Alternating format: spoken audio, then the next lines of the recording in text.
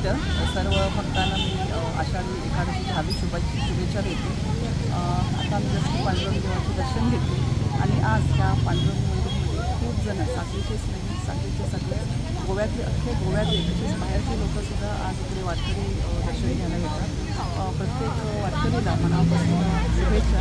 तसेच बरेच आमच्या वारकरी गोव्यातून आज पाय पंढरपूरपर्यंत गेलेले आहेत। उद्या 3 जुलैपासून बऱ्याच लोकांनी कालच पोहोचले सर्व प्रत्येक परत मी शुभेच्छा देते। सगळ्यांच्या मनातल्या इच्छा पांडुरंगाच्या कृपेनं पूर्ण हो, प्रत्येकाला आरोग्य आयुष्य लाभो इतकंच या दिवशी अपेक्षा करते। नमस्कार।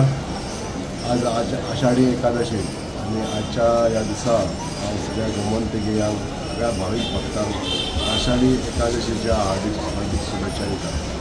आज देव पांडुरंगाच्या कृपेत सगळे भाविक भक्त जे आमचे अनेक अशा जाग्यांसून ह्या साखळे स्थळाचेर जे आमी म्हणटा ह्या उत्तर गोंयतले प्रति पंढरपूर अशें आमी मानता आनी ह्या धार्मीक स्थळाचेर असंख्य अशे भाविक भक्त मोठ्या आनंदान आपल्या पायी वारी घेत जातात।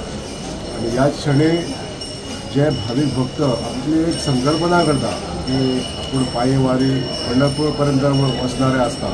असे अनेक आमचे गोमंतकीय जे 15 दिसा पयलीं पंढरपुरा गेल्ले आसा त्या भाविक भक्तांक सुद्दां आयच्या दिसाच्यो शुभेच्छा दिता। त्यांची संकल्पना जी आसा त्यांनी जो संकल्प केल्लो आसता तो पूर्ण जावन आज ते मोठ्या आनंदान ह्या राम गजरान गोमंतकान येवपाची परत त्यांची वारी आसतली।